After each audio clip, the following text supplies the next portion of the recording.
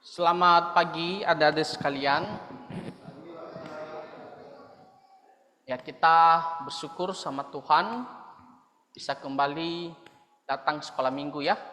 Nah, sekarang kita akan memulai ibadah kita. Nah, kita akan menyanyikan lagu pujian Mars Sekolah Minggu. Ya, semua nyanyi ya.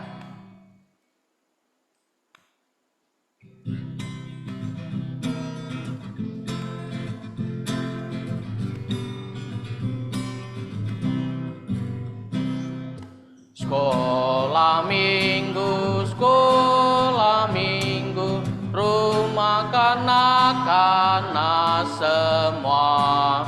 Bakti Allah, cinta bangsa, hidup baru sukaria. Belajarlah kitab suci, cinta Tuhan gereja maju. Jalankanlah perintahnya, muliakan sepanjang hidup.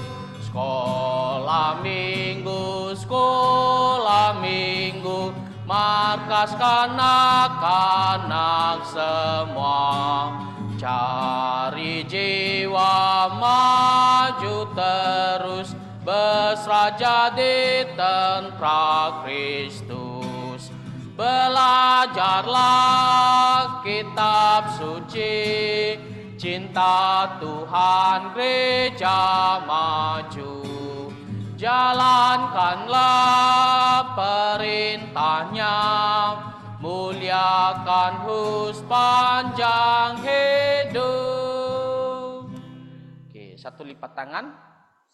Satu lipat tangan, dua tutup mata, tiga tunduk kepala, empat kita berdoa. Oke, semua tutup mata, kita mau berdoa, ikuti los ya. Tuhan Yesus, kami bersyukur untuk kasih Tuhan telah menyelamatkan kami. Kami juga bersyukur untuk pemeliharaan Tuhan dalam kehidupan kami sehari-hari.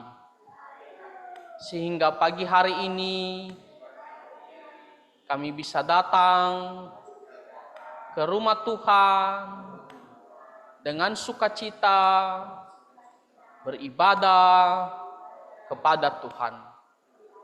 Tolong kami untuk bisa beribadah sesuai kehendak-Mu. Berkati kami semua dan ampunilah dosa-dosa kami, supaya kami layak di hadapan-Mu. Hanya di dalam nama Tuhan Yesus kami berdoa. Amin. Oke, kita lanjutkan pujian kita, lagu pujian kita hari ini harinya Tuhan ya. Kita nyanyikan.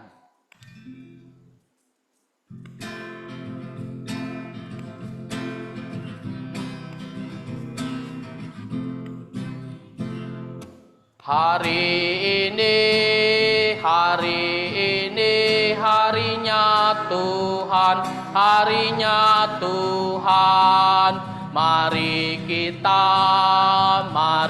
kita bersuka cita. Hari ini harinya Tuhan, mari kita bersuka cita. Hari ini harinya Tuhan. Ya, dikatakan hari ini harinya Tuhan. Ya, hari Minggu, hari yang kudus ya, di mana kita datang beribadah, kita datang melayani Tuhan, dan kita harus menjalaninya dengan penuh sukacita. Makanya dikatakan di sini, mari kita bersukacita untuk beribadah kepada Tuhan. Siapa yang setiap hari Minggu dia ibadah dengan penuh sukacita? Ayo. Bukan terpaksa ya, tapi ada sukacita. Oke, semua ya. Kalau begitu, ketika beribadah harusnya fokus nyanyi ya. Nyanyi, jangan ribut, jangan seperti lesu. Kan namanya sukacita. Kita harus nyanyi, besarkan suara. Dan nanti waktu dengar firman Tuhan, kita harus dengar baik-baik. Oke? Nah, kita nyanyikan satu kali lagi lagu pujian ini ya. Dengan penuh sukacita, dengan suara yang lebih besar. Ayo.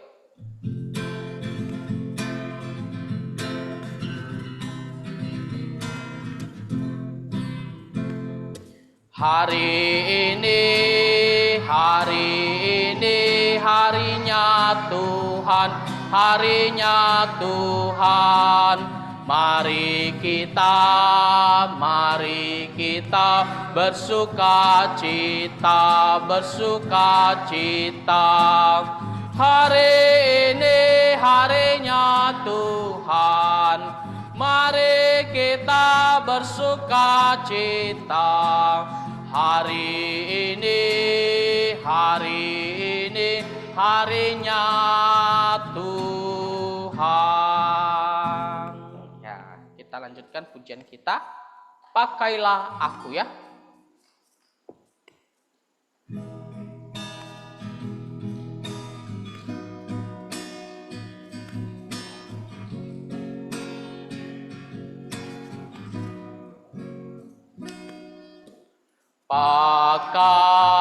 Pakailah aku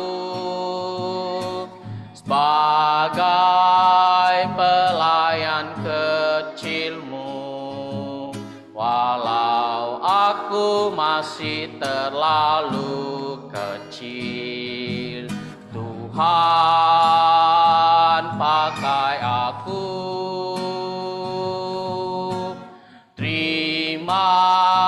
Terimalah aku sebagai persembahan hidup, walau tiada lagi yang ku miliki selain diriku sendiri. Ingatkan tekadku ini sampai ku besar nanti. Ku mau serahkan hidupku untuk sahabatku. Ingatkan tekadku ini sampai ku besar nanti. Ku mau serahkan hidupku untuk sahabatku Yesus. Ya, jadi kita berdoa supaya Tuhan memakai kita ya untuk melayani Tuhan. Dan dikatakan di sini kita harus bertekad sampai akhir hidup kita. Nah, kita berdoa supaya Tuhan tolong kita selalu mau berkomitmen dengan semangat setia melayani Tuhan. Nah, melayani Tuhan itu banyak adik-adik. Misalnya kita ikut paduan suara. Nah, itu juga melayani Tuhan. Ya, kita memuji Tuhan. Kita bawa teman ke gereja. Nah, itu juga melayani Tuhan ya. Jadi kita harus menjadi alat Tuhan untuk melayani. Nah, kita lanjutkan pujian kita, adik-adik. Tuhan Yesus aku berjanji. Sama ya, komitmennya untuk melayani Tuhan.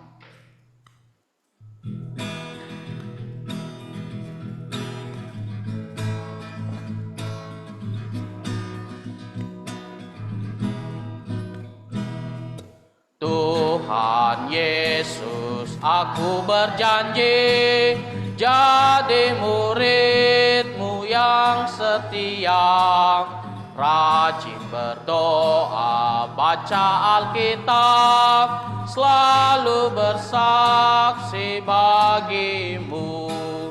Akal iblis aku menolak, firman Tuhan aku menurut. Mulai sekarang sampai selamanya, tetap setia pantang mundur. Jadi kita harus bertekad, berjanji bahwa kita akan berdoa selalu, baca Alkitab, dan juga kita mau taat firman Tuhan ya. Nah, jadi bukan hanya waktu kita masih kecil, disuruh-suruh orang tua, lalu kita mau lakukan. Tapi nanti ketika kita sudah besar, walaupun orang tua tidak menyuruh kita baca Alkitab, berdoa, taat firman Tuhan, tapi kita tetap lakukan ya, sampai akhir hidup kita, sampai kita sudah kakek nenek, sudah tua, kita tetap mau baca firman Tuhan, mau berdoa, dan juga mau taat firman Tuhan ya. Kita nyanyikan satu kali lagi lagu pujian ini dengan suara yang lebih besar ya. Lo mau suara yang lebih besar. Tak ada ada yang tidak ada nyanyi ya. Semuanya nyanyi. Ayo semua nyanyi ya. Lihat ke depan semua.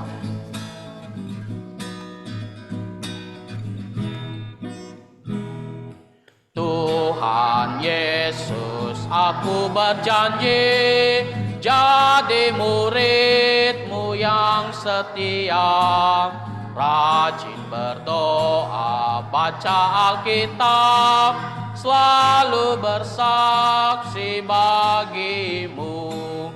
Akal iblis aku menolak, firman Tuhan aku menurut. Mulai sekarang sampai selamanya, tetap setia pantang mundur. Oke, kita lanjutkan pujian kita, Rukun Cinta. Ayo semua nyanyi ya, lihat ke depan, jangan ada yang bicara ke yang lain ya, ayo.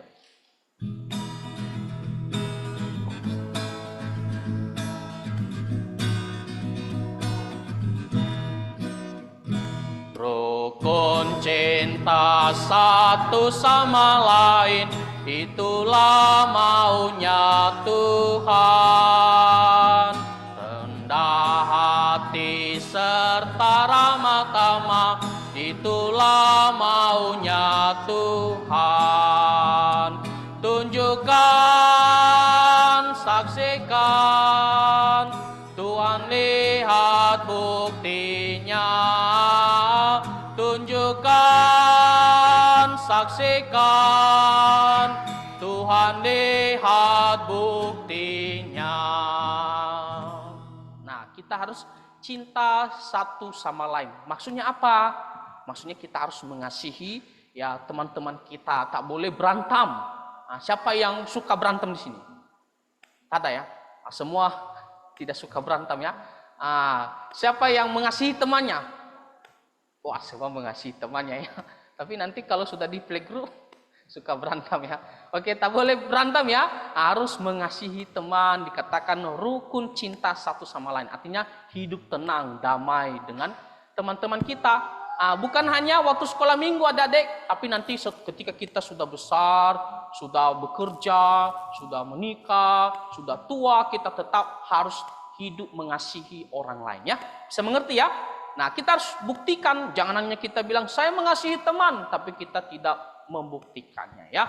Nah, kita nyanyikan satu kali lagi lagu pujian ini ya.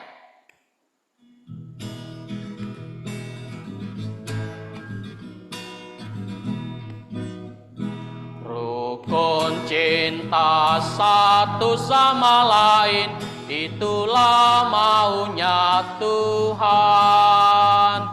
Rendah hati serta ramah tamah, itulah maunya Tuhan. Tunjukkan, saksikan, Tuhan lihat buktinya. Tunjukkan, saksikan, Tuhan lihat buktinya. sekarang kita mau memberikan persembahan. Kita nyanyikan lagu pujian Betapa Hatiku ya, yang petugas remaja 2.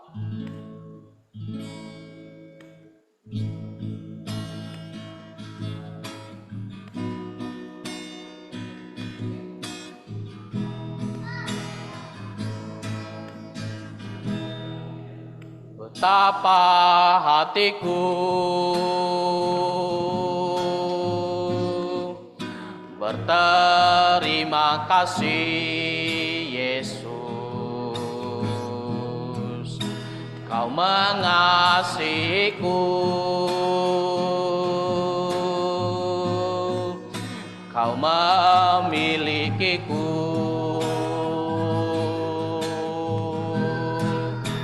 Hanya ini Tuhan persembahanku, segenap hidupku, jiwa dan ragaku. Sebab tak ku miliki harta kekayaan yang cukup berarti untuk ku persembahkan. Hanya ini Tuhan permohonanku, terimalah Tuhan persembahanku, pakailah hidupku sebagai alatmu seumur hidupku.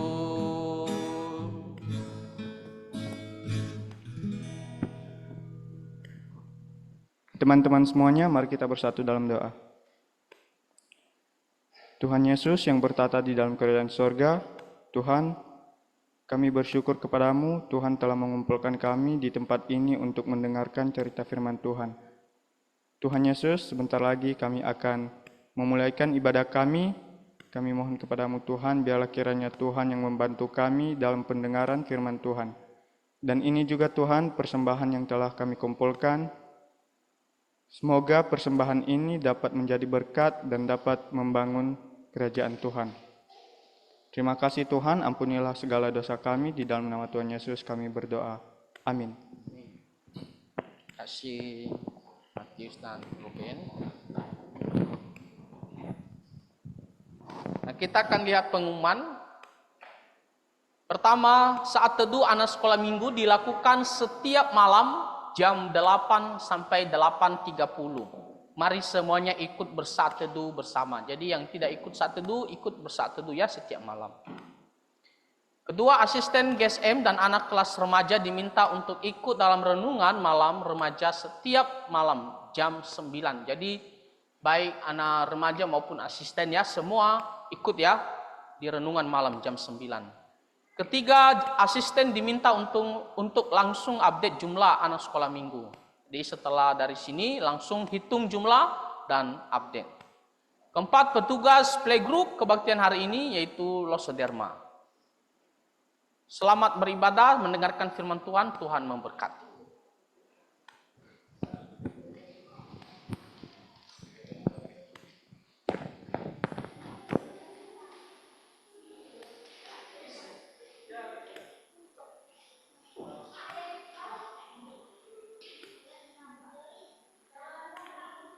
Kamu berdua sama Raja.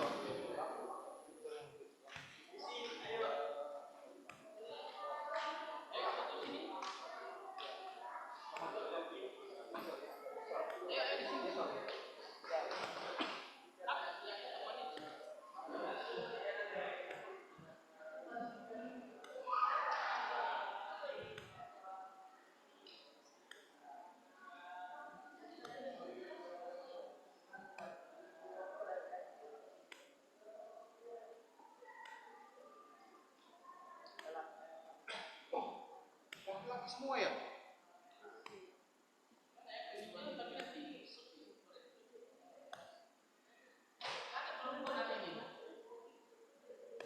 Asisten panggil kan mereka juga remaja.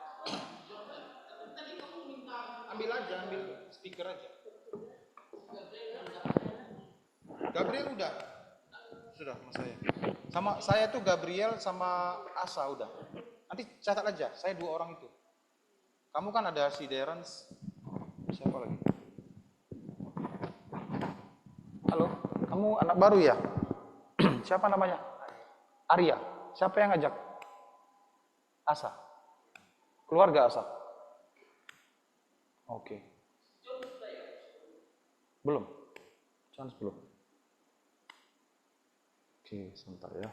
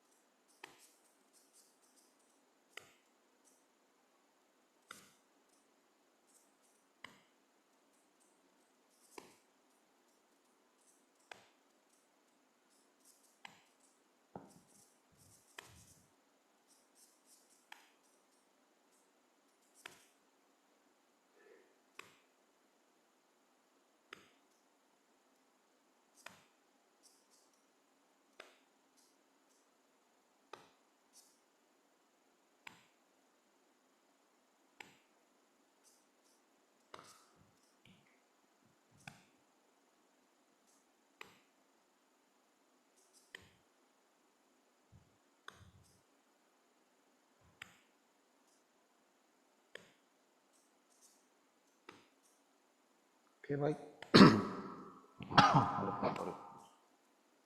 Oke, sebelum kita mendengarkan firman Tuhan, kita akan berdoa terlebih dahulu. Kita berdoa. Bapa Sorgawi, kami bersyukur di hari Tuhan yang kudus ini, kami bisa datang ke rumah Tuhan untuk beribadah. Dan saat ini kami akan mendengarkan kebenaran firman-Mu. Berkatilah setiap kami, agar bisa memahami firman-Mu dengan baik. Ampuni kami dari dosa-dosa kami, dalam nama Tuhan Yesus kami berdoa. Amin.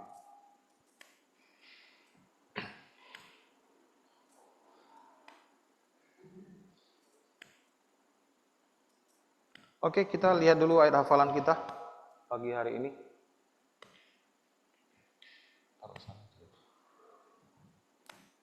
Oke. Ulangan 7 ayat 6 ya, kita baca bersama-sama. 1, 2, 3. Ulangan 7 ayat 6. Sebab engkaulah umat yang kudus bagi Tuhan Allahmu, engkaulah yang dipilih oleh Tuhan Allahmu dari segala bangsa di atas muka bumi untuk menjadi umat kesayangannya. Ulangan 7 ayat 6. Oke, dibaca dulu, dihafal. Saya kasih waktu 2 menit ya.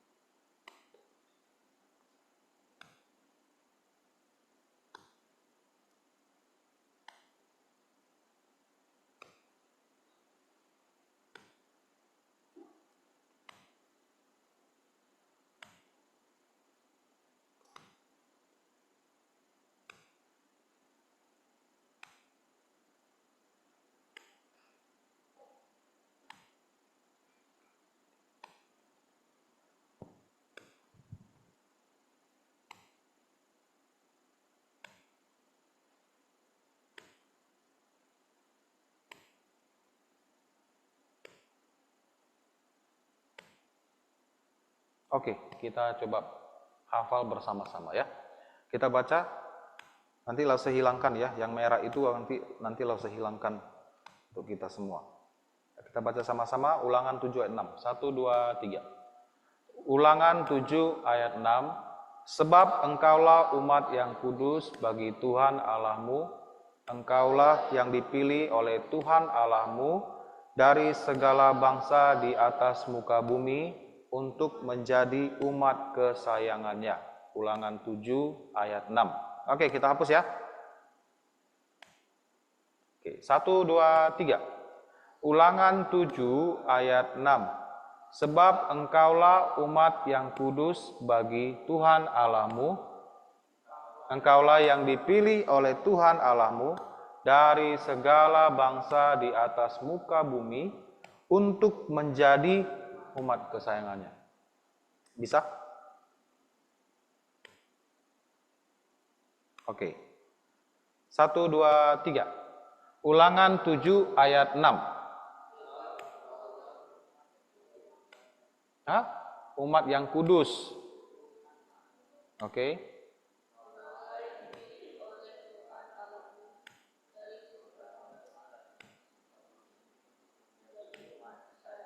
Oke, next.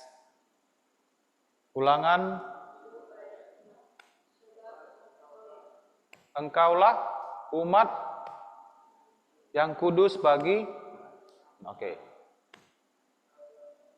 Engkaulah yang dipilih oleh Tuhan Allahmu dari di atas muka bumi untuk menjadi umat kesayangannya. Wah, kenapa agak lambat ya? Oke, 1, 2, 3. Sebab, Ulangan 7 ayat 6. Sebab engkaulah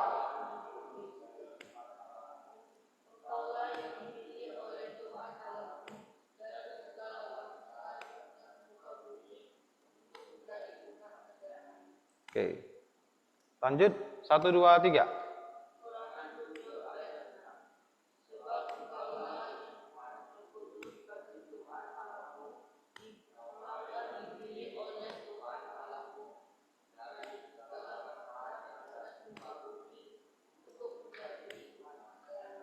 Terakhir. 1 ya.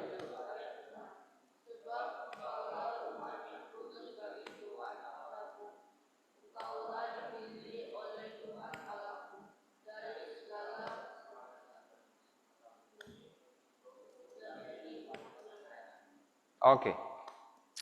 Kita pilih ya. Steve.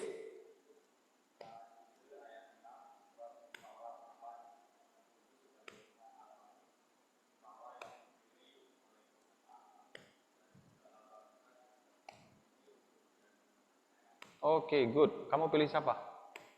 Carrie, silakan.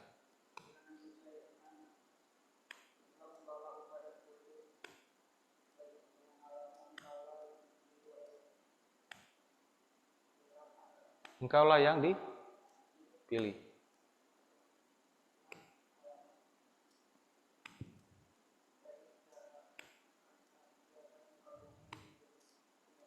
Oke, good. Siapa kamu pilih? Darren.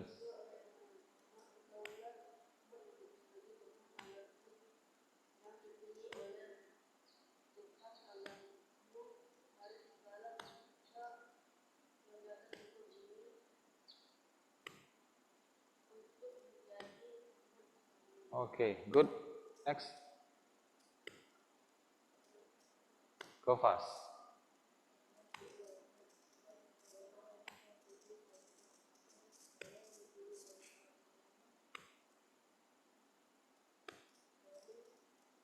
Segala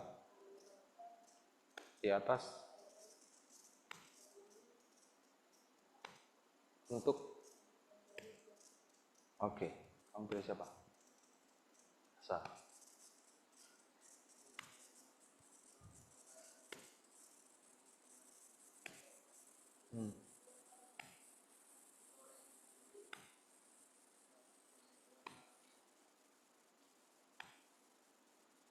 Dari menjadi umat kesayangannya. Oke. Oke, tadi siapa namanya? Arya, silakan Arya.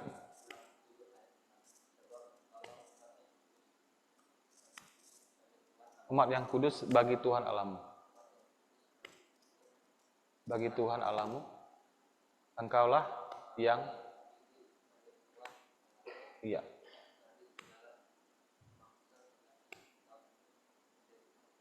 Oke, good. Semuanya bisa ya.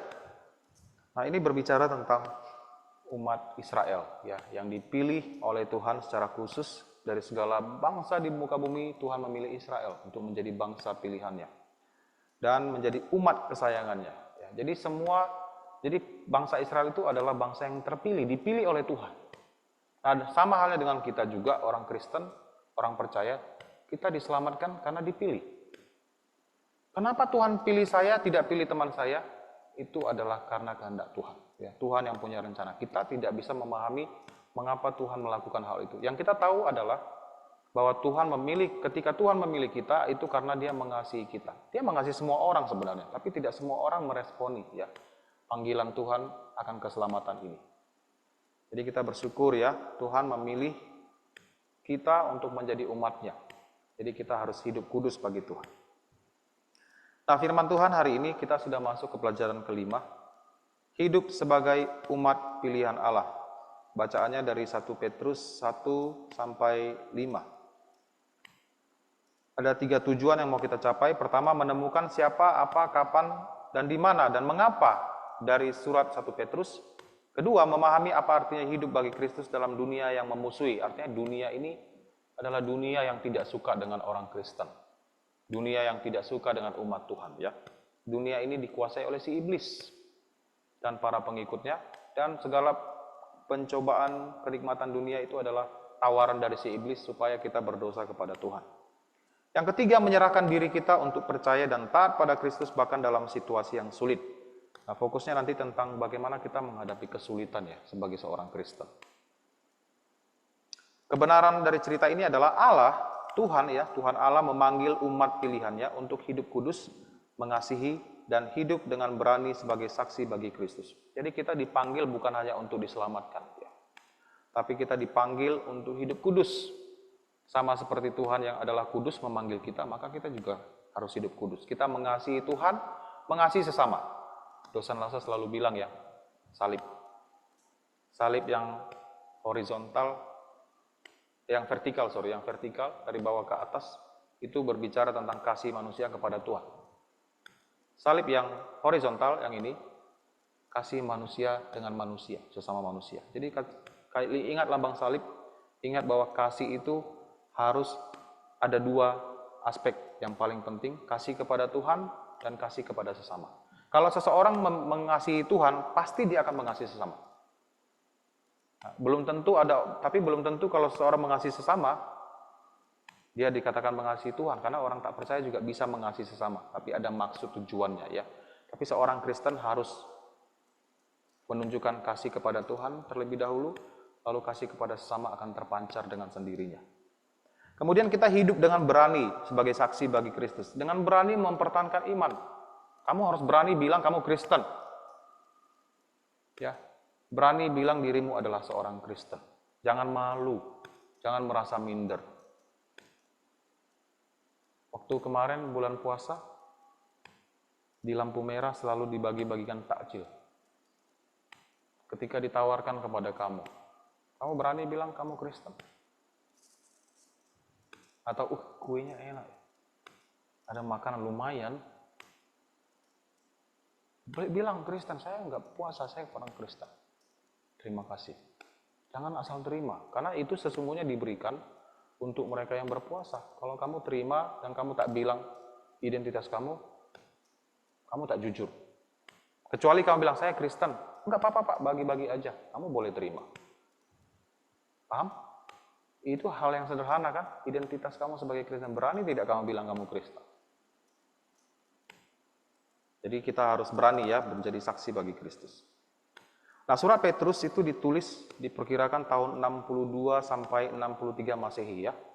Tujuan dari surat ini adalah, surat ini ditujukan kepada orang-orang Kristen yang sudah tersebar di luar Israel ya.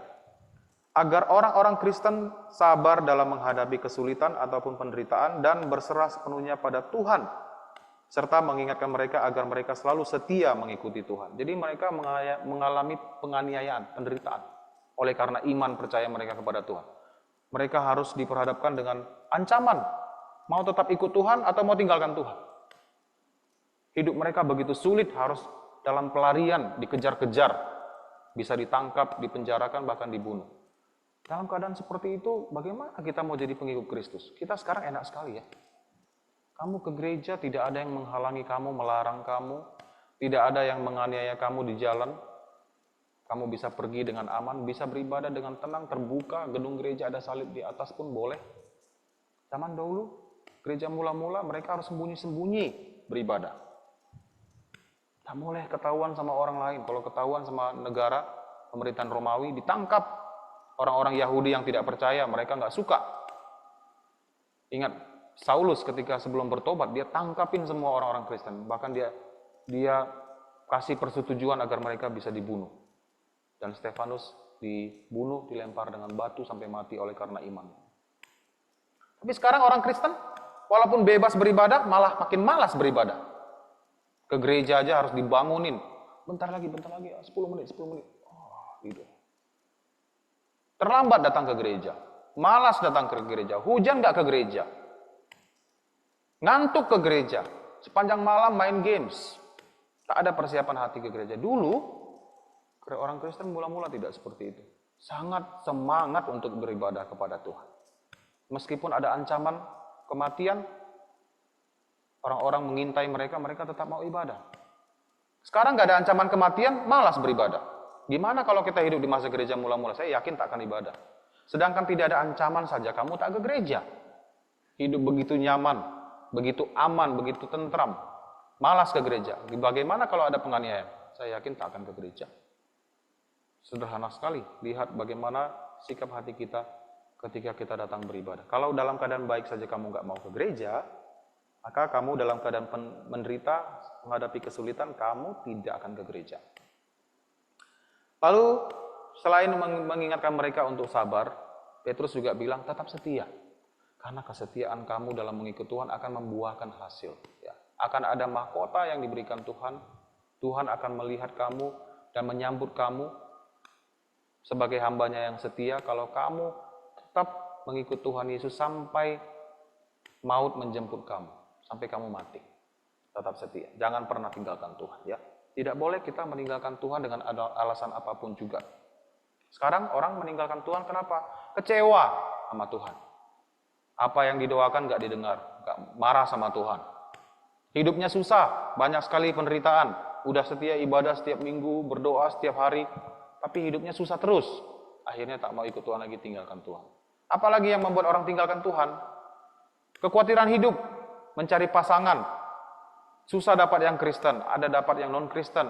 Dan non-Kristen ini bilang, kalau kamu mau sama saya, tinggalkan Tuhan Yesus, kita menikah menurut keyakinan saya. Karena cinta, dia tinggalkan Tuhan. Sangat disayangkan sekali. Cinta sesama manusia itu hanya sesaat. Setelah itu, kamu harus menghadapi Tuhan. Ini alasan-alasan orang meninggalkan Tuhan. Ya. Jadi ini tujuan dari penulisan surat 1 Petrus ini. Nah, dalam surat 1 Petrus, kan judul kita tadi kan tentang umat Allah yang kudus ya. Allah memanggil kita sebagai umatnya yang kudus. Nah, siapa itu umat Allah? Derans, siapa umat Allah? Kita umat Allah. Tapi deskripsi gambaran umat Allah itu orang-orang yang seperti apa?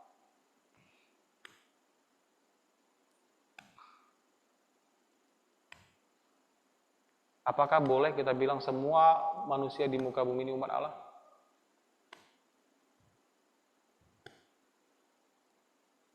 Steve, bolehkah kita bilang seluruh manusia tanpa terkecuali adalah umat Allah?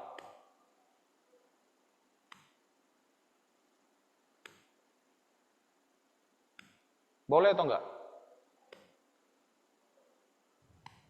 Takut menjebak kamu ya. Kalau kamu takut lo sejebak ya pertanyaannya. Asa, bolehkah kita bilang semua orang di dunia ini adalah umat Allah?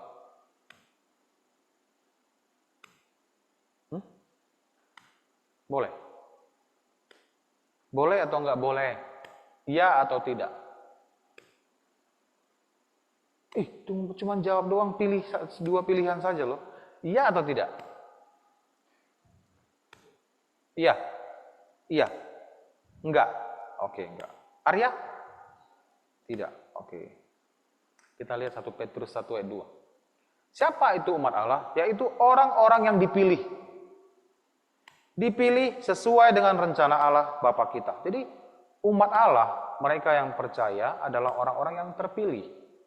Dipilih dengan sesuai rencana Allah. Ini memberitahukan kepada kita bahwa pemilihan itu sudah direncanakan. Jadi Tuhan tidak seketika itu juga, oh aku suka sama dia, pilih. Oh dia, saya selamatkan. Enggak, dari sebelum kita ada, sebelum dunia dijadikan, Tuhan sudah pilih. Jadi bukan lahir dulu nih, oh ada orang yang namanya Derens ya, oh saya mau selamatkan dia. Oh ada orang yang namanya si Gofas ya, saya selamatkan dia. Enggak, sebelum Gofas, Derens ada, sebelum dunia ini diciptakan, Tuhan sudah pilih. Siapa-siapa saja yang akan percaya. Itu artinya pemilihan, dipilih oleh Tuhan ya. Dan dikuduskan oleh Roh. Nah, ketika kita sudah dipilih, pada waktunya akan sampai kamu akan datang percaya kepada Tuhan. Nah, langsung jadi beberapa tahun yang lalu saya masih hidup di dalam dosa. Tidak percaya Tuhan, hidup sesuka hati, tidak beribadah kepada Tuhan, tidak berdoa kepada Tuhan, suka dengan hal-hal yang jahat yang berdosa. Tapi saya sudah dipilih oleh Tuhan sejak dahulu. Jadi ketika sampai pada waktunya saya terpanggil untuk datang percaya, Roh Kudus itu bekerja, dikuduskan oleh Roh. Di sini berbicara tentang Roh Kudus akan menyadarkan kamu akan keberdosaan kamu. Saya sadar ternyata saya manusia berdosa. Bukan karena saya pintar, bukan karena saya paham dengan akal pikiran saya, tapi Roh Kudus bekerja dalam hati, menyadarkan kamu secara ajaib, bilang ke kamu bahwa, kamu manusia berdosa, kamu butuh Tuhan, kamu harus percaya kepada Tuhan. Dan saya melihat ke dalam diri saya, kehidupan saya yang berdosa, saya sadar bahwa saya telah jauh daripada Tuhan. Maka saya ambil langkah untuk kembali kepada Tuhan, bertobat. Nah itu adalah pekerjaan Roh. Dikuduskan oleh Roh. Jadi semua dosa-dosa yang saya lakukan, saya sesali, saya tinggalkan, dan Tuhan ampuni, hapuskan semuanya. Sehingga setelah kita menjadi percaya, dikuduskan oleh Roh, kita menjadi taat kepada Tuhan Yesus. Sekarang saya lebih suka kepada hal-hal rohani, suka mematuhi perintah Tuhan. Tentu saja masih ada pergumulan ya, kita hidup masih di dalam daging, dalam natur dosa itu masih ada. Tapi kesukaan kita sudah semakin jelas bahwa Tuhan sudah selamatkan saya. Firman Tuhan adalah hal yang harus saya patuhi, saya sukai, saya lakukan. Ibadah adalah satu hal yang harus saya lakukan dengan sukacita. Karena saya sudah diselamatkan, ibadah saya lakukan karena saya ingin mengucap syukur kepada Tuhan. Sudah selamatkan saya. Dan kita jadi taat kepada Tuhan Yesus melalui firman-Nya, kita percaya, kita taat kepada firman-Nya. Yang menerima percikan darahnya, ini juga kriterianya. Mereka yang disebut umat Allah adalah yang sudah menerima percikan darah Tuhan Yesus. Apa artinya? Apakah darahnya dipercikan ke kalian? Enggak. Ini adalah bahasa kiasan, maksudnya adalah kita sudah mendapatkan pengampunan dosa. Kenapa Yesus mati di kayu salib? Untuk menebus dosa umat manusia, darahnya dicurahkan. Jadi bagi kita yang percaya, darahnya itu sudah menyucikan dosa-dosa kita. Kitalah umat Allah yang disebutkan oleh Petrus. Orang-orang yang sudah percaya kepada Tuhan Yesus. Kalian semua sudah percaya? Percaya? Harus percaya. Ya, percaya kepada Tuhan Yesus. Apa karakteristik umat Allah? Ciri-cirinya seperti apa? Nah, 1 Petrus 1 ayat 14-16 dikatakan, anak-anak Allah ini, umat Allah ini adalah anak-anak yang taat, patuh kepada firman Tuhan, tidak hidup menuruti hawa nafsu. Kamu tidak hidup sesuka hatimu nih, saya hari ini nggak mau ke gereja, malas, saya mending di rumah nonton. Ngapain ke gereja? Mending saya main games online dengan teman saya. Kamu itu namanya hidup menuruti hawa nafsumu. Kamu suka apa, kamu lakukan dan tidak mau ingat perintah Tuhan. Enggak, orang Kristen enggak seperti itu. Kita mau taat kepada Tuhan. Ketika ada godaan tidak ke gereja, kamu ingat, bukankah Tuhan katakan ingat dan kuduskan hari Sabat? Saya harus ke gereja. Lalu bagaimana dengan games, dengan teman saya yang ngajak jalan-jalan, itu kan bisa nanti. Saya mau ke gereja. Taat kepada perintah Tuhan. Jadi firman Tuhan mengatakan kita tidak menuruti hawa nafsu yang menguasai kamu pada waktu kebodohanmu, pada waktu kamu masih belum mengenal Tuhan. Itu masa-masa yang disebut masa-masa kebodohan. Belum mengerti tentang Tuhan, tidak suka tentang hal Tuhan, tentang hal-hal rohani. Hidup sesuka hati ya. Tetapi hendaklah kamu menjadi kudus di dalam seluruh hidupmu, sama seperti Dia yang kudus yang telah memanggil kamu. Sebab ada tertulis, kuduslah kamu sebab aku kudus. Jadi kita tidak menuruti hawa nafsu, tapi taat kepada Tuhan, dan juga hidup kudus. Hidup selalu menjauhi perbuatan berdosa. Kita ya kalau ditanya, mencuri atau memberi? Gofas.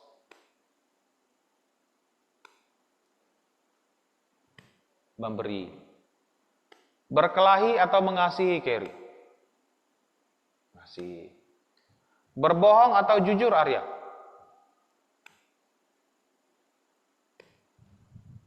Patuh kepada orang tua atau melawan kepada orang tua, Steve?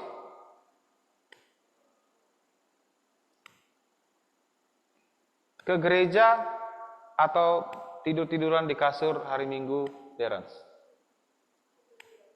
Wah, gampang kan pilihnya kan? Kalau dikasih pilihan seperti ini gampang kan? Jawabnya pun gampang. Mencuri atau memberi? Memberi. Tapi ketika digoda, ada yang lihat, ada uang, kamu lihat uang di laci meja atau uang di lantai, memang kamu nggak mengambil dari kantong orang, tapi ada di lantai, kamu diam-diam atau kamu lapor?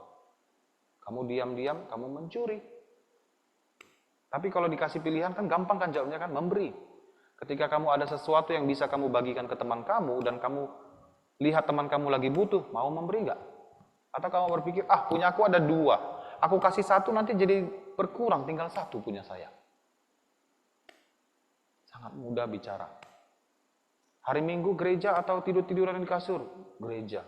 Tapi kalau kamu lagi di kasur, lagi hujan gerimis, dingin, ngantuk, masih mau kamu ke gereja?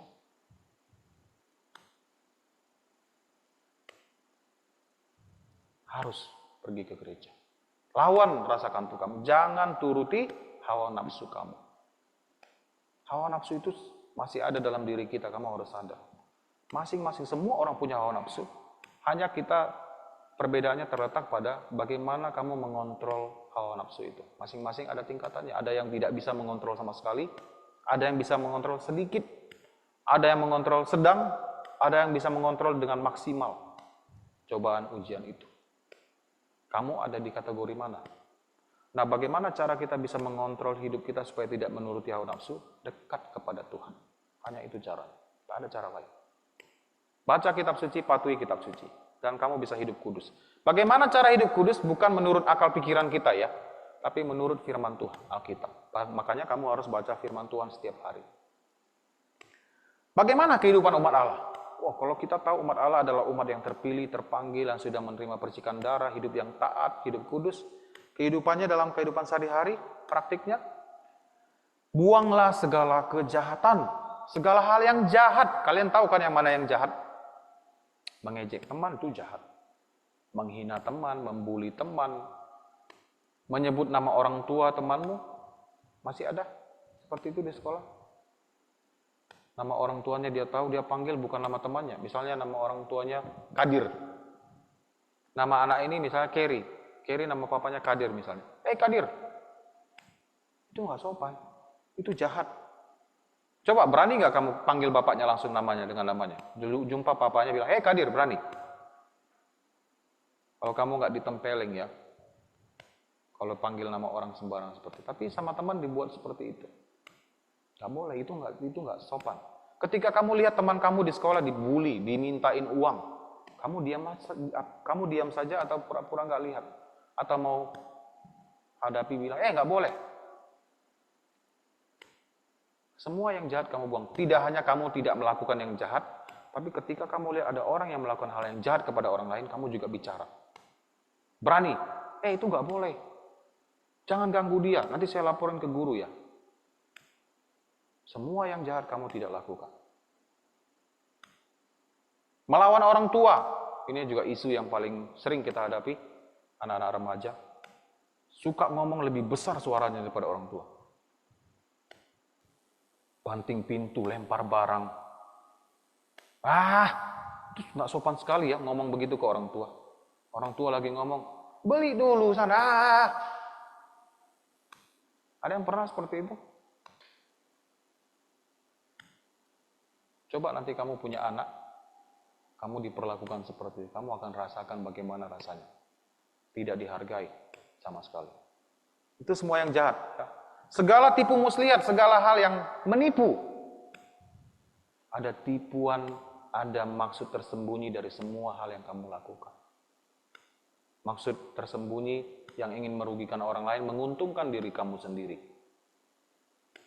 Tipu muslihat ya. Jadi kamu mencoba untuk mengambil keuntungan dari orang lain dengan cara tipu muslihat ini.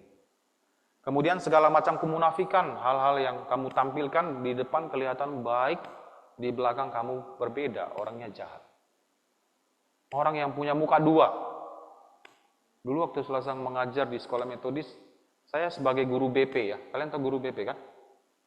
Guru penanganan mahasiswa ya. Kalau ada mahasiswa yang siswa yang nakal, yang nggak kerjakan PR, dihukum, disuruh menghadap saya. Jadi waktu itu ada satu murid baik sekali saya lihat, nggak pernah dipanggil ya ke kantor BP.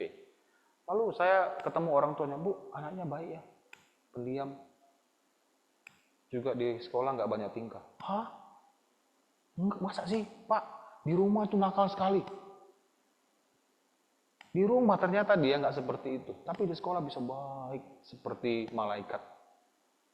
Kenapa bisa begitu?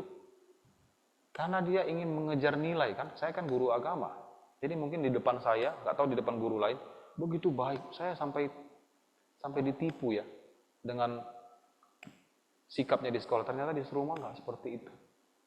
Orang tuanya menyaksikan nggak seperti itu loh Pak. Heran dia, anaknya di sekolah baik, di rumah nggak baik. Kenapa bisa begitu? Karena kita munafik. Orang-orang yang menampilkan dirinya baik di depan orang banyak padahal tidak seperti itu. Lalu dengki itu iri, benci, nggak suka dengan orang lain. Susah melihat orang senang, senang melihat orang susah. Kalau orang susah, syukurin kau. Rasain. Senang sekali lihat temannya mengalami hal yang buruk. Kalau temannya lagi senang, lagi katakanlah dapat nilai bagus, biasa aja, aku juga pernah dapat nilai seperti itu. Dapat nilai 100, katakan dia nomor 100, kamu dapat 80, kamu nggak mau akui. Kamu dengki sama dia. Nggak bisa mengakui pencapaian orang lain. Dia dapat nilai 100 loh. Biasa aja, nilai 100. Aku juga dulu sering dapat nilai 100. Nggak mau bilang terima selamat, nggak senang melihat temannya senang. Dengki. Ya. Ini juga sifat manusia sekarang. Ya. Kalau ada temannya sukses di media sosial lebih bagus, lebih baik, dia nggak suka mengakui, malah dia berpura-pura ya, menampilkan dirinya juga seperti dia sukses kaya. Ada orang yang berpura-pura di dunia ini, ya, sewa mobil lalu berfoto depan mobil seolah-olah mobil sendiri, padahal sewa, untuk menampilkan dirinya sukses, kaya di depan orang banyak, padahal sebenarnya nggak seperti itu. Itu namanya munafik. Dengki, fitnah tahu kan? Fitnah sama fitness beda ya. Fitnah itu adalah menyampaikan sesuatu yang tidak benar terhadap orang lain. Misalnya, Rasul bilang, Gofas, kamu tahu nggak? Si Keri itu, dia suka sekali loh curi mangga itu yang bapak kumis, mangganya setiap hari dicuri. Padahal Keri nggak suka makan mangga padahal, alergi sama buah mangga. Tapi saya bisa karang cerita supaya, nanti si Gofas dengan tanpa rasa bersalah cerita lagi ke orang. Tahu nggak? Itu loh sudah cerita si Keri suka curi mangganya Pak Kumis. Nanti sampai ke telinga Pak Kumis kan? Siapa yang sering curi mangga saya ini? Ada si Keri, padahal bukan si Keri yang curi. Tapi sudah tersebar kemana-mana. Itu namanya fitnah. Menuduhkan sesuatu yang tidak dilakukan orang lain. Maksudnya ada, tujuannya ada, supaya namanya jelek. Karena dia nggak suka, karena saya nggak suka sama Keri, saya jelekkan nama dia.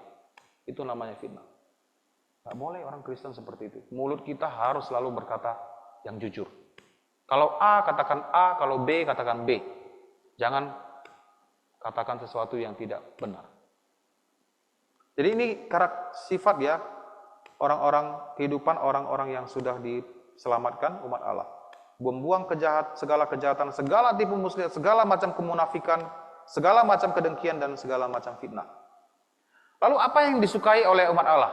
Kira-kira kalian semua umat Allah? Ya. Siapa yang umat Allah di sini? Saya mau lihat. Oh. Oke. Ya, bagus kalau begitu. Saya mau tanya nih. Steve, kamu umat Allah, apa yang kamu sukai? Yang kamu gemari itu apa?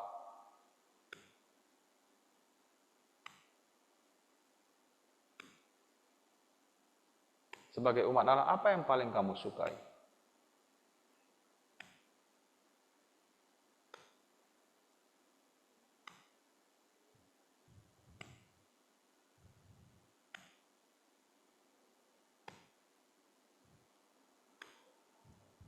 Kita lihat yang disukai. Dan jadilah sama seperti bayi yang baru lahir, yang selalu ingin akan air susu yang murni dan yang rohani. Kalian pernah lihat baby? Baby yang baru lahir atau berapa bulan, ketika ibunya kasih minum susu, pernah nggak babynya bilang, nggak mau, aku mau kopi. Ada? Nggak mau, aku mau minum yang lain, mau minum teh. Enggak kan?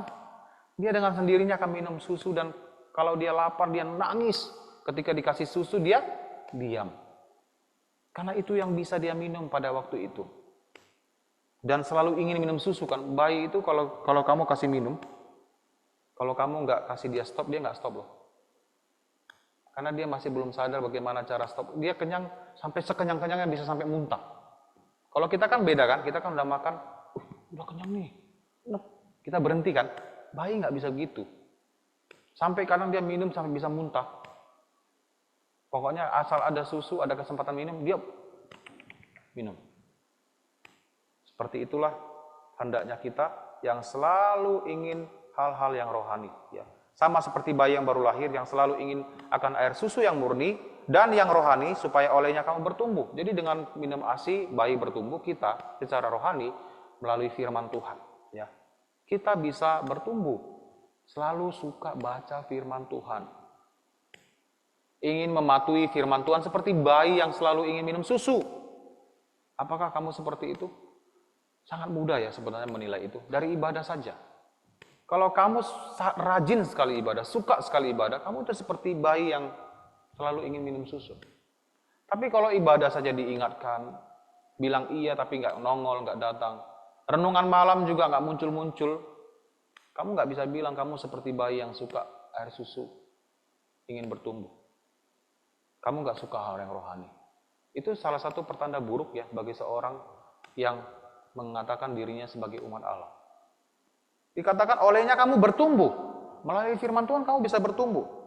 Dan beroleh keselamatan. Iman timbul dari pendengaran, pendengaran akan firman Kristus. Jadi kita mendengarkan firman Tuhan yang disampaikan, kita menjadi percaya dan diselamatkan. Dari firman Tuhan kamu diselamatkan, oleh firman Tuhan juga kamu bertumbuh. Tidak ada cara lain. Orang Kristen kalau ingin bertumbuh dalam iman, tidak ada cara lain selain baca kitab suci dan menaatinya. Itu caranya. Ibadah. Kamu kalau beribadah, datang ke gereja, ke persekutuan, kamu dengar firman Tuhan. Itu yang kamu dengarkan, itu yang menolong kamu bertumbuh. Jika kamu benar-benar telah mengecap kebaikan Tuhan. Nah ini semua akan kamu lakukan sebagai bentuk ucapan syukur kepada Tuhan. Mengecap artinya merasakan kebaikan Tuhan dalam hidup kamu, maka kamu akan mau datang membaca kitab suci, mau datang beribadah, mau bertumbuh dalam iman. Jadi salah satu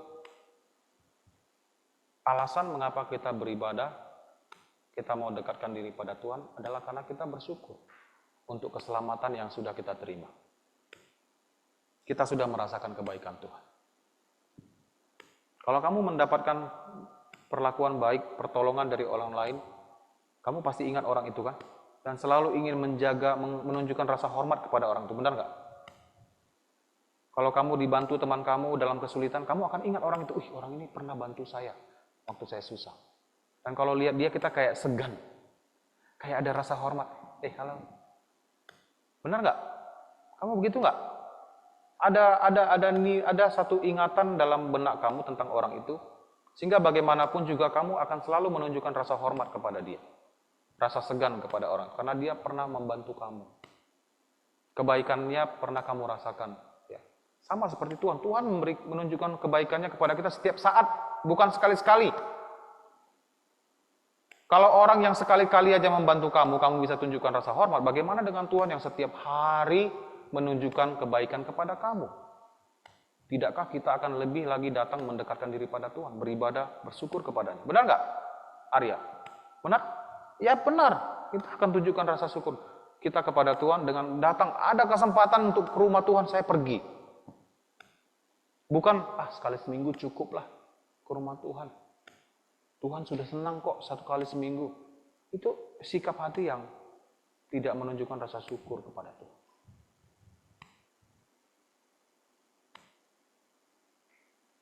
Bayi yang baru lahir juga harus minum susu setiap hari kan? Benar nggak? Bolehkah bayi minum sekali seminggu? Mati dia. Sekali sehari pun mati dia. Harus setiap beberapa jam minum ASI. 4 jam sekali. Atau 3 jam. Karena dia cepat lapar. ASI cepat sekali dicerna di lambungnya. Seperti itu juga kita. Suka setiap hari baca dan merenungkan firman Tuhan. Nah, apa respon umat Allah terhadap kebaikan Tuhan dalam hidupnya? Jadi kalau kita sudah merasakan kebaikan Tuhan dalam hidup kita, responnya kita bagaimana? Yaitu yang di garis kuning ya, saya bold kuning ya. Tetapi kamulah bangsa yang terpilih, imamat yang rajani, bangsa yang kudus, umat kepunyaan Allah sendiri, supaya kamu memberitakan perbuatan-perbuatan yang besar dari Dia, yang telah memanggil kamu keluar dari kegelapan kepada terangnya yang ajaib. Jadi kita beritakan perbuatan baik Tuhan yang sudah kita rasakan. Kemarin ada apa itu ya? Di dekat samping sekolah Mahabodhi, di situ ada promo makanan namanya How Wings. Ada yang pernah makan di situ? Jadi promonya makan 4 potong ayam, ada paha, ada sayap, pokoknya 4 potong sama 1 nasi, sama teh obeng, 25.000. Murah itu. 25.000 dapat nasi 1, ayam 4 potong, sama teh obeng. Saya temukan tempat itu dan saya kasih tahu ke beberapa orang. Ke Lause Jansel saya kasih tahu dan dia udah pergi sama Lause Dewi, ke Lause-Lause yang lain. Saya sudah umumkan, mudah-mudi juga sudah pergi ke sana. Terus beberapa orang saya kasih tahu, sama keluarga saya kasih tahu. Kenapa? Karena hal yang baik kan. Kapan lagi kamu bisa makan begitu murah, begitu banyak, dan begitu enak di tempat seperti itu? Tempatnya full AC. Saya beritakan, itu baru hal urusan makanan yang tak seberapa, tak terlalu penting. Ini berita tentang keselamatan orang yang percaya ke surga loh. Orang yang nggak percaya ke neraka. Masa kita tak beritakan, tak kasih tahu kepada orang-orang bahwa ada jalan keselamatan yang diberikan kepada kita melalui Tuhan Yesus? Masa kita diam-diam aja?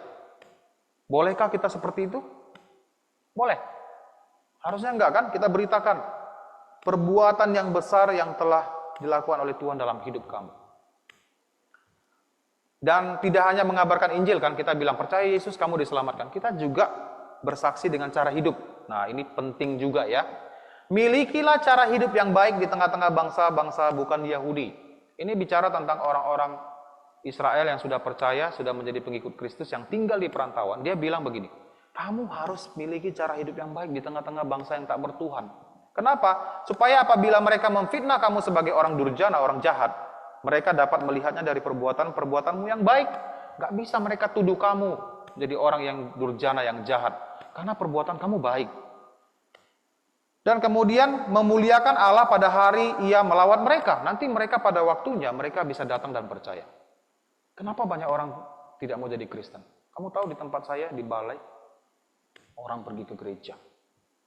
Pulang ke gereja, singgah di kedai tua. Nggak semua gereja ya, nggak semua orang seperti itu. Tapi beberapa orang Kristen seperti itu. Singgah di kedai tua, minum tua, main kartu, main judi. Yang lebih parahnya lagi tak pernah ke gereja. Setiap hari ada di kedai itu. Beli togel semacam nomor-nomor begitu ya, nomor 4 angka untuk di perjudian.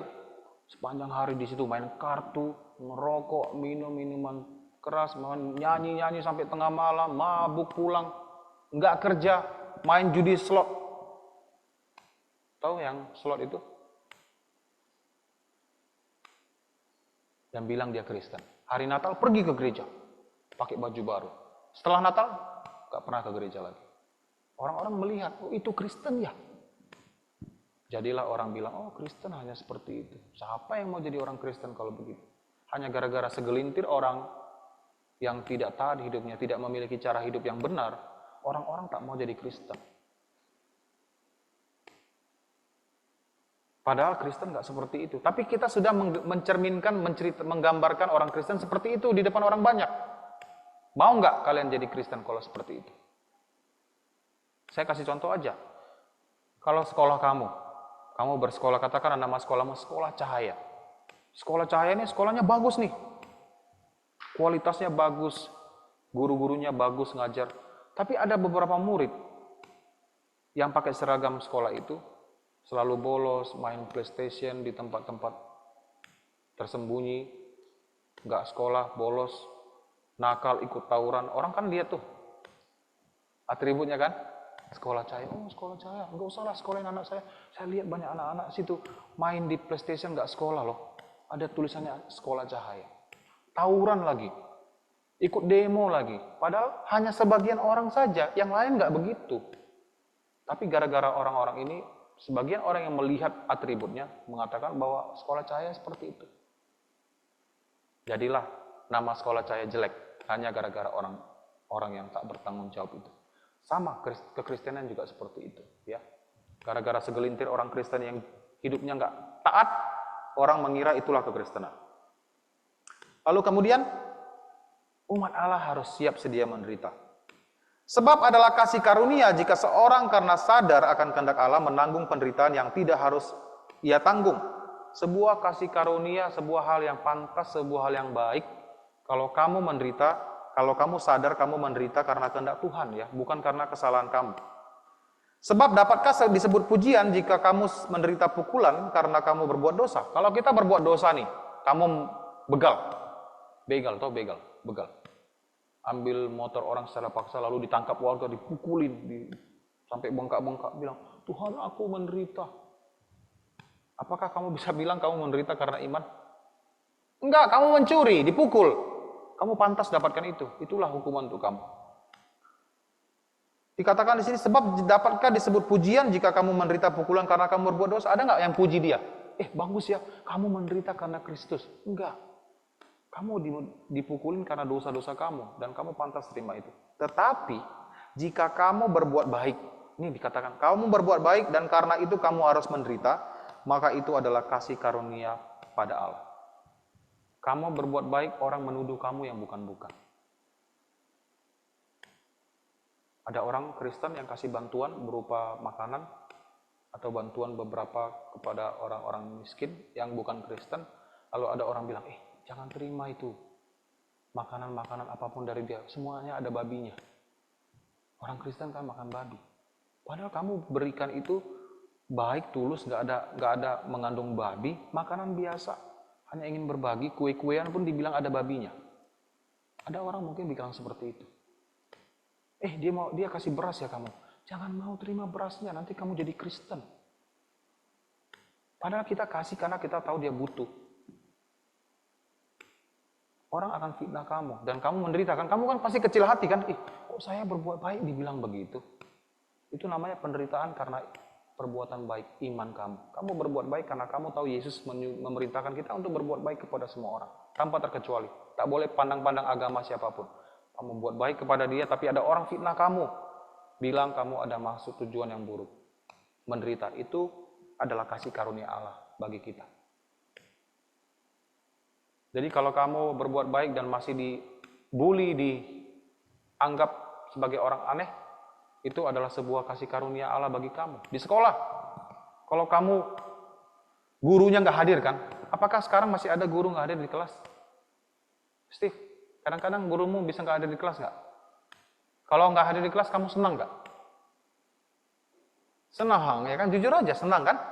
Merdeka, boleh lakukan apa saja. Terus dulu waktu saya sekolah, guru kalau nggak ada, harusnya lapor ke kantor bawah, bilang Pak guru ini nggak hadir, supaya nanti kelasnya diganti. Artinya masuk guru lain, supaya jangan kosong.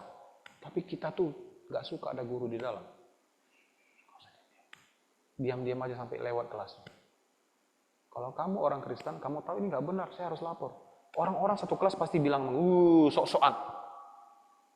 Malaikat, ini malaikat datang, malaikat orang suci. Akan bully kamu. Padahal yang benar adalah lapor, Pak, di kelas kami guru tak ada. Jadi masuklah guru pengganti pelajaran lain, supaya kelas jangan kosong. Tapi orang gak akan suka kan? Mana ada yang suka? Mereka suka merdeka di kelas, bisa tidur-tiduran, bisa main games, bisa bising, bisa ribut. Tapi berani gak kamu buat itu? Kamu lakukan yang benar, kamu akan menderita, akan dijauhi orang-orang. Gak seru tuh, gak asik tuh, anak itu, sok-sokan itu. Jadi orang gak suka sama kamu. Itu namanya menderita oleh karena kasih karunia Allah.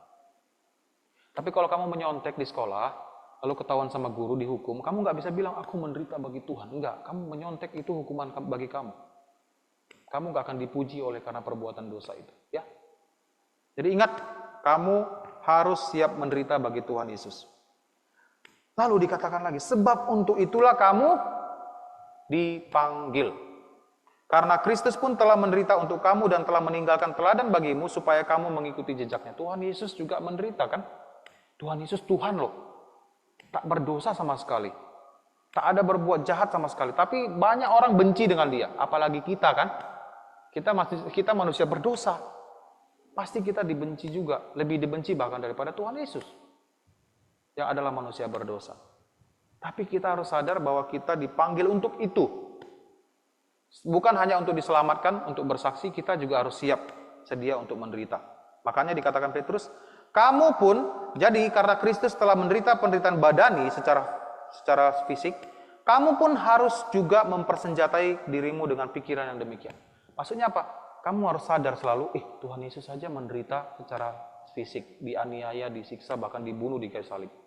Saya juga harus sadar, saya juga bisa-bisa saja kalau Tuhan izinkan mengalami penderitaan seperti ini. Masih ingat waktu di Syria? ISIS. Kalian ingat ISIS? ISIS yang penggal kepala orang, yang pakai baju hitam semua, pakai tulisan-tulisan kepercayaan mereka. Lalu orang-orang kemarin ada di Mesir ya, orang-orang Mesir, Kristen Mesir, dibariskan di pinggir pantai seperti ini. Sujud ya, bersujud begini, tangan di belakang. Lalu diambil lehernya, dikorok, dipotong lehernya kayak potong hewan. Karena iman mereka, karena Kristen. Kalau sudah pisau di leher gini, masih berani kita mau ikut Tuhan? Kita mungkin merasa takut secara manusia kan? Takutlah, ada pedang di leher kamu. Kamu masih punya keluarga, orang-orang yang kamu kasih, kamu nggak mau tinggalkan dunia ini seperti itu. Tapi kalau itu terjadi, Tuhan akan berikan kamu kekuatan. Kamu harus sadar, Tuhan Yesus saja dibunuh. Saya juga harus siap sedia. Kalau memang saya harus dibunuh karena iman saya, biarlah itu terjadi. Sebentar aja kok. Mati. Habis itu kamu ke surga.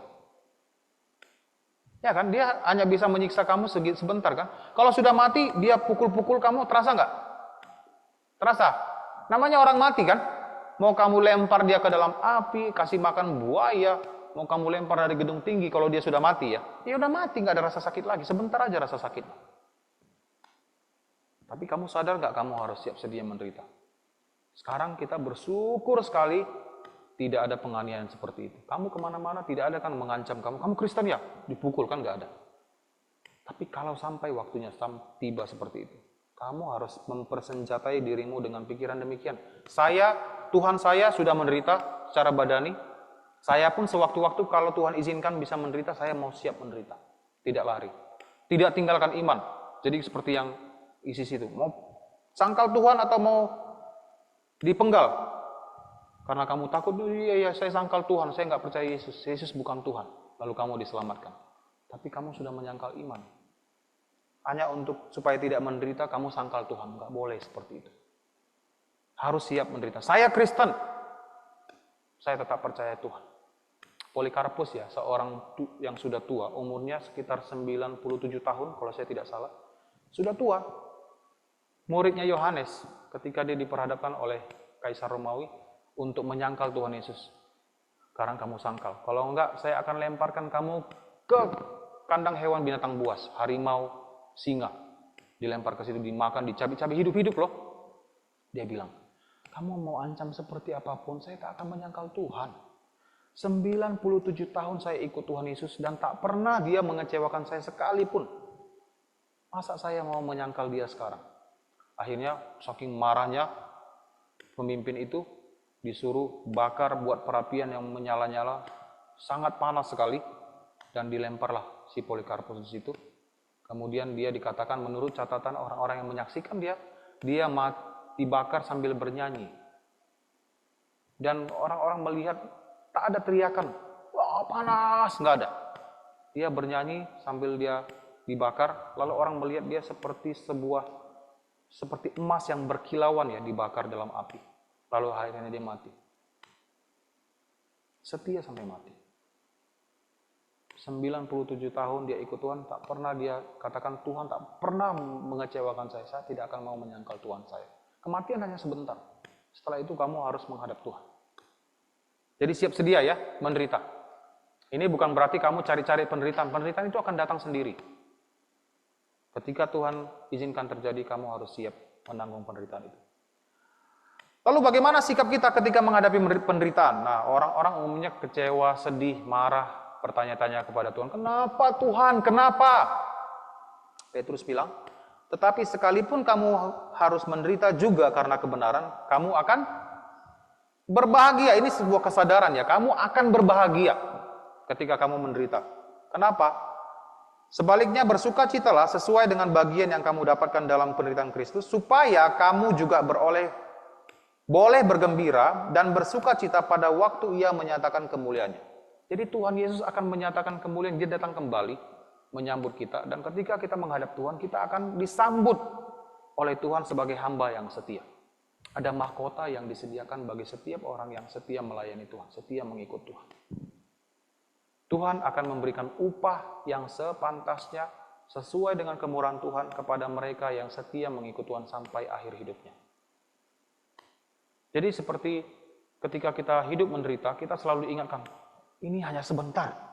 Sebentar. Nanti saya akan bersama-sama dengan Tuhan di surga sampai selama-lamanya, tidak ada batasan waktu. Apa sih arti penderitaan yang segini waktunya dibandingkan dengan kemuliaan yang tiada taranya, tiada batas waktunya. Kamu akan bersukacita pada waktu dia menyatakan kemuliaannya, ketika Tuhan Yesus datang dalam kemuliaan. Nah, jadi beberapa hal yang harus kita ingat. Pertama, kita orang-orang percaya adalah umat Allah. Ingat identitas kamu. Dimanapun kamu berada, kamu selalu ingat, saya orang Kristen, saya umat Tuhan, saya umat Allah. Jaga sikap kamu, bicara kamu dijaga. Tindakan kamu dijaga. Pikiran kamu dijaga. Tunjukkanlah kepada dunia ini kamu seorang Kristen. Jangan sampai orang tak sadar kamu Kristen karena sikap kamu yang sama dengan dunia ini, sama dengan orang-orang lain. Nah, sebagai orang percaya kita harus hidup memuliakan Allah. Ya, apapun yang kita sampaikan, orang harus melihat bahwa kita ini adalah umatnya. Jangan keluarkan kata-kata kotor, kata-kata yang tidak membangun. Sekarang anak-anak sekolah suka sekali ya. Bukan gitu bodoh. Ada bodohnya. Kenapa harus ada bodohnya? Selalu mengata-ngatai orang dengan sebutan aneh-aneh, merendahkan, menghina. Kata-kata binatang keluar dari mulutnya disebutkan ke temannya. Dasar kau. Kamu sebut nama binatang ke dia. Itu nggak boleh.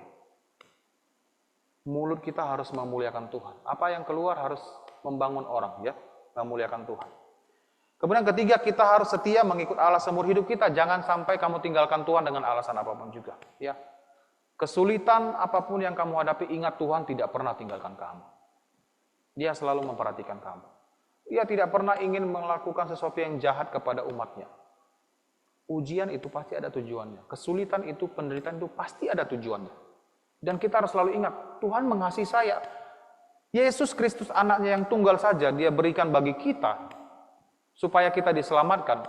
Bagaimana mungkin dia biarkan saya hidup menderita terus-menerus seperti ini tanpa tujuan? Nggak mungkin, pasti ada maksud tujuannya. Yaitu untuk menguji iman kita, supaya kita lebih dekat kepada Tuhan.